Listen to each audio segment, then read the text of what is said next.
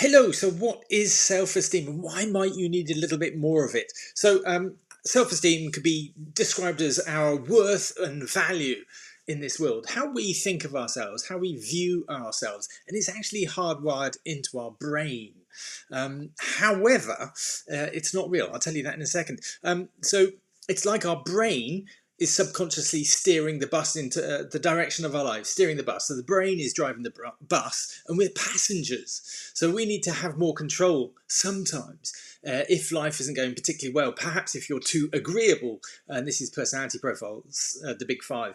Let me know if you want to know more about that. But perhaps you're too agreeable, you're too nice to people and they manipulate you. Perhaps you're too conscientious, you do too many things for other people, even though they could do it themselves and they'd be better off doing that. Perhaps you're too neurotic, your emotions are too negative, you worry too much. All of this stuff you can test for and we can coach you through.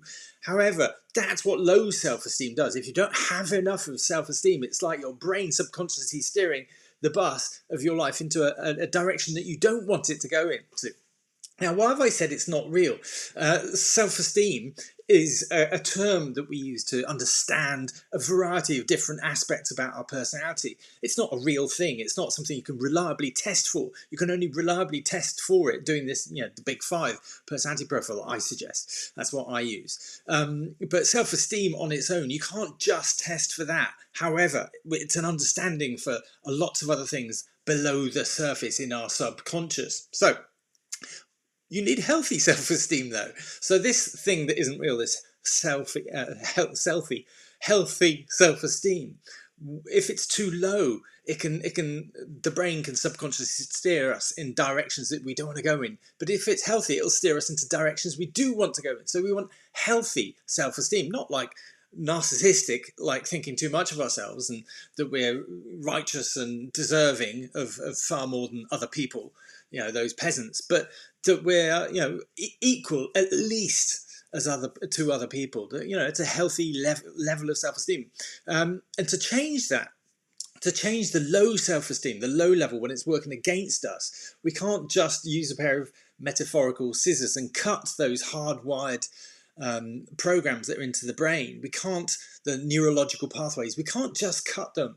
We have to create new ones. That's the red dots. We have to create new ones. And it's all a learned response. These core beliefs about ourselves, if they're negative, that's a learned response. And we need to be able to, we can't unlearn that, but we need to learn a better way of being, a better coping mechanism around what we've learned and the negative stuff we've learned. Does that make sense? So I hope that's useful. I hope that's interesting. Just brushing the surface of this stuff. But if you want to find out more, a good start is, I'll put the link in the details below, but I've got a free self-esteem test. It's only 10 questions. It's not reliable, but for me, it's a good starting point in terms of the conversation. Am I coming up low? If you've got 18 or more, yeah, you probably don't need me. If you've got 15, between 15 and 18, then it's like, maybe you've been working on yourself, but you've got a little bit of a way to go. Or maybe if you've got 15 or lower, then that starts to indicate, and maybe I'd suggest to look into this further, because that can suggest that actually your self-esteem is of a lower level. But again, that's not reliable to test, but it's a good starting point. Okay, many thanks. If you found this interesting, if you want to know more about any of this, do comment. I can't get my words out. Do consider liking this, but engage in the comments. I'd be very grateful. Many thanks. Speak to you soon. All right, I've got to find my button. Here it is. Bye-bye.